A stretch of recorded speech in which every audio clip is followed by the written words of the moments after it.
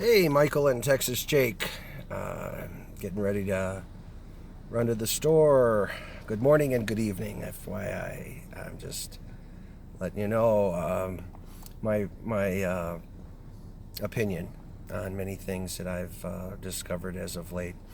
Looking for someone to come into my life and to enhance it, to make it better and not more complicated, is that I look towards the Philippines. I'm going to do some graphs and some pictures and illustrations in the future, and not just in my opinion, but what I really think's taking place. And I listen to a lot of the YouTubes and the different ones that either live there, that there's cultural surprises to me, actually, that I think is so uniquely different, but I don't think that just off the cuff, we're not familiar with a lot of that stuff. That's just not something that we are as open-minded as some might think. One of which I heard somebody, and I think that they were very serious about it. And it was a Filipina, I guess, there that has a company where they get American men to look towards the Philippines for a significant other. And in my watching this interview of sorts, or it was a question and answer, and I of course wasn't there to listen to that, so I couldn't get in on that to ask the question. But it was like, give your girlfriend and or spouse and or whatever they were asking, or an allowance or not.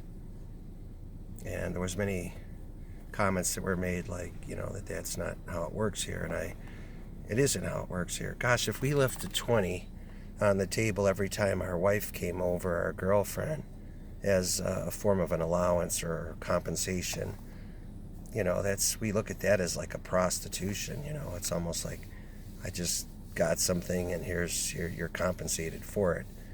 So that gives maybe to a Filipina, you might think that that's an expression of endearment or love or affection, to financially support, that particular person.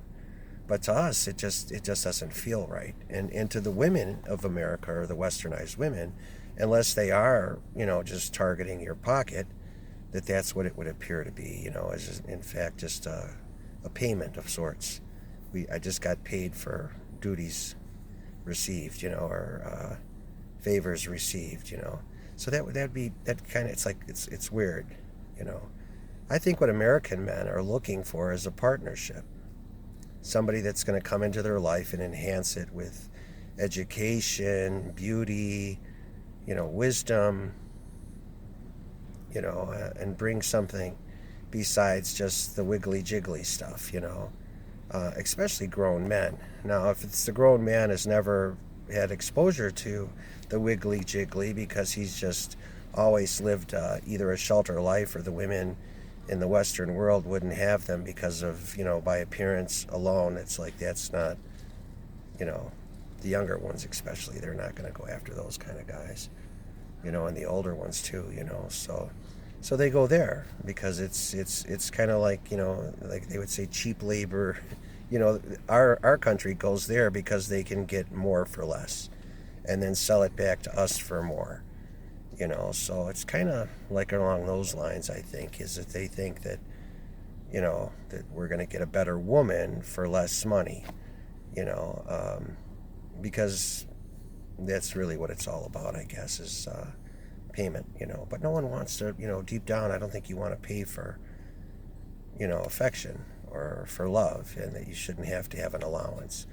And it might be the beginning of something else that's going to be like, you're always going to be making that payment so that they can extend that to family members, say. And that has to be your objective too. I don't think that if you're thinking, well, I'm going to live out my life and be with this beautiful woman, and we're going to travel and do things and have things together, just she and I, and build that, that little paradise or whatever, Blue Lagoon, just you and her. That's not going to happen if they have this mentality that you're always making a payment. It's like a forever car payment. It's never paid for. It's just a continual maintenance and whatever. And it has nothing to do with, my broke ass, because I'm not broke, But it's just the equality of women and what you and she are going to, to do together as a unit, I would think, though, that, the parading that I see, of the women just jiggling and wiggling, and then some of them, might have the ability to sing or whatever, but, just sitting at the table and eating a good meal and saying, I want him, I want him, I want him, or whatever, you got to wonder, what are they thinking? That life is going to be like that. It's just going to be one big disco ball in the middle of the room and you're dancing around with her forever. It's just like, how are you going to find out if there's a hardship or some problems in your unit, in your lives together, or in your ambitions or your growth or your goals? How are you going to work that out? Just turn on the disco ball and get in the middle and start dancing. It's got to be worked out with, concentrating on a lot more than that. So this fantasy island stuff, come to the Philippines and find this woman and, exchange your thoughts and ideas and, and then give an allowance and then come back home and then go back again and then come back home and continually maintain that allowance or that whatever. I just think that's just insane. That's just me. This is my opinion. But it's and if it is a cultural difference, and here's the thing, there's a lot of bragging that goes on in the Philippines, I think, with what people have and don't have. You can see that in their expressions in their birthday parties, that to have the biggest spread and the most delicious cake and the type of pork meat that's being served, etc. That is a display of to your friends and family that you have arrived, say, or that you've become something, and it's shown in what you have. Now, what I'm also feeling, and this is because of my Spanish background, my father being Hispanic and growing up in a Latin environment, that's all well and good, but what happens, and then it's the family end or the friends, see, it's a little much, right? It's so extravagant that it's like, you didn't do this on your own. You have an American or you have a foreign boyfriend that provided this plate of food. So what do? Because maybe they don't have that, they're going to talk. That's where she got it. See? And sometimes it's not just from one guy, it's from many. So then you become the talk of the town and not. So your effort to put on the spread to show off your prowess or your what you've accomplished, is going to be compared to somebody else saying, well, she got that this way or that way. The problem is that goes not just to the woman or the female, it stems down into the family. To where the family might promote that or tell the daughter, you get that so that we all look good, so that everyone that sees us recognize, it's like, look at me, I'm the proud father of the daughter that married the American, the doctor, the lawyer, the banker, the whatever. And the more they have, it's an expression of an accomplishment. And what I'm trying to say, or to point out, is that, we want to feel that way about you too. Like, this is what I have. This is my reward in life, that I have this woman that's a deep thinker, that she respects me, that she understands that I am the head of the house and that it's not going to be run by a female from another country, especially when it comes to holding on to the money. And I don't see that so much. I'm under the impression that a woman just thinks that, that you owe her something in the way of an allowance, like you wouldn't provide for her, or that she's not going to go to work if she does come to the country. Especially if she's younger, she's obviously going to have to work, whether it's with you in the home and you're running a small business outside of your home, or she's going to go outside of the home and do that.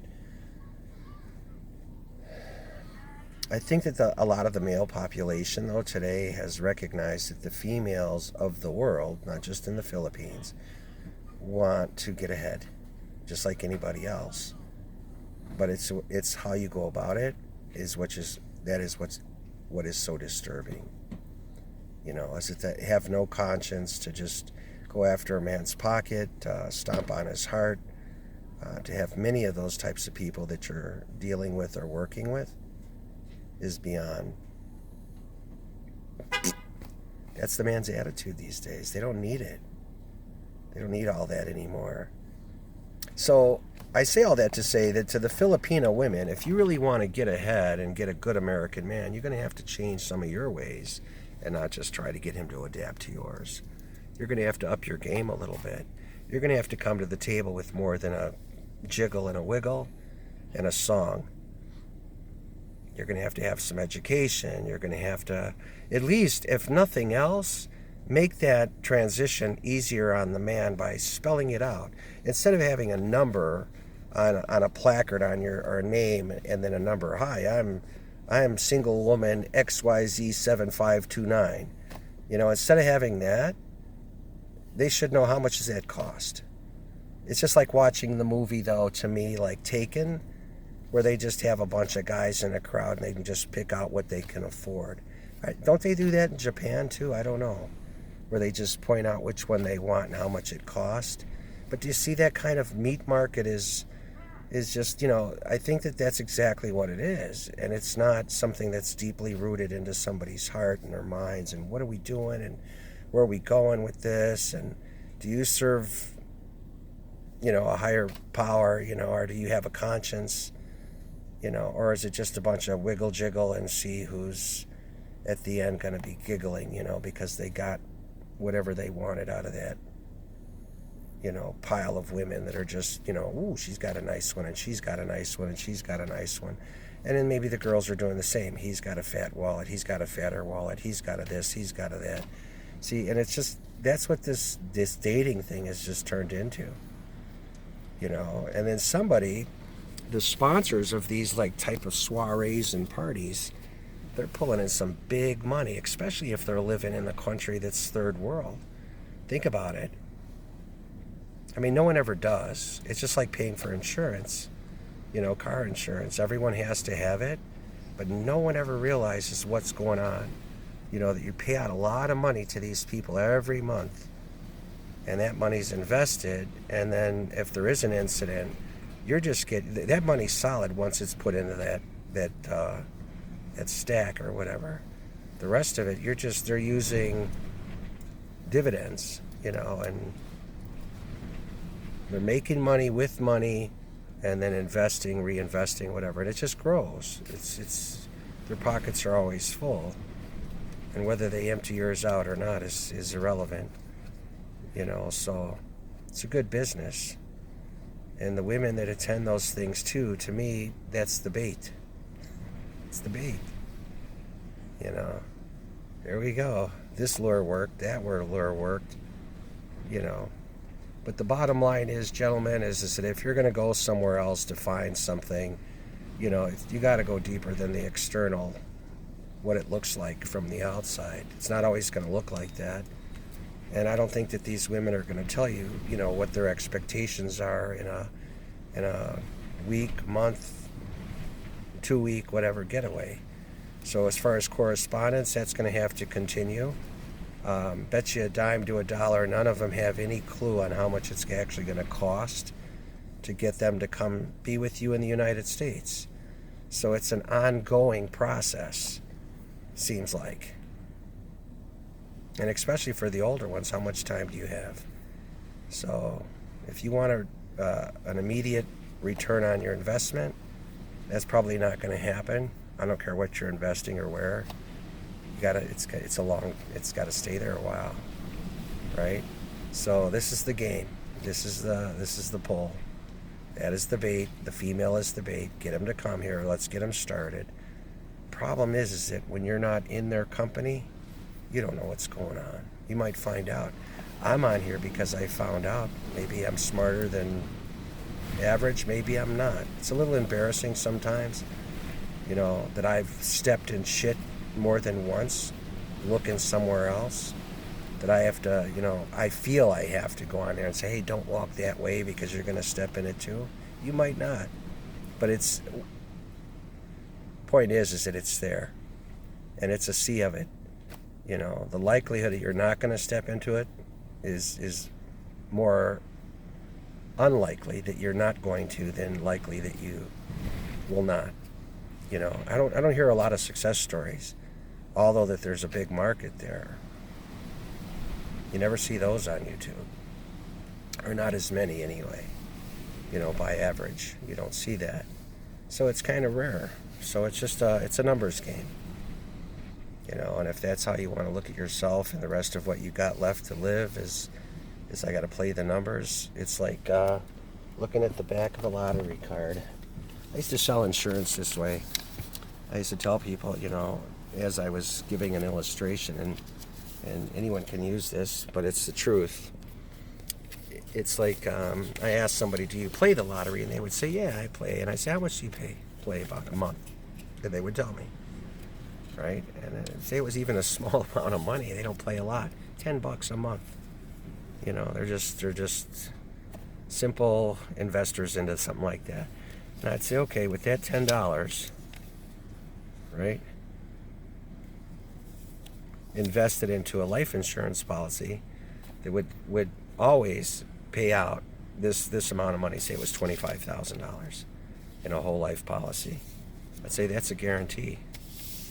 No, I said, no, the same $10 that you're investing in the lottery, I want you to look on the back of the lottery card, and it shows the odds of your winning.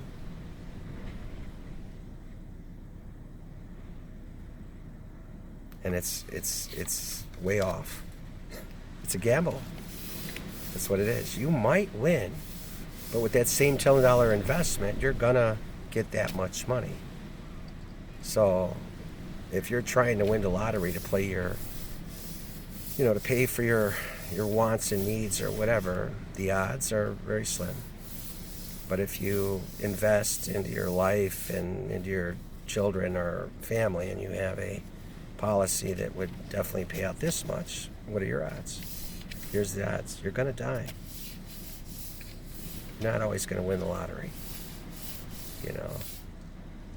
My initial attraction, I just want to make this very clear, I was out of the game of dating and courting and getting involved because I was either married, now I'm divorced, and or I took care of my mother before her demise and death. So I got back in the game, but in order to do that, I Googled it, and it pointed me in the direction. Now, I'd already had some affiliation with the Philippines because of my last name and Spanish father. So I looked that way. A lot of beautiful women. And then they said Christian. So I, without further ado or whatever, I started to look that way and immediately got pulled in. And that's how it happened.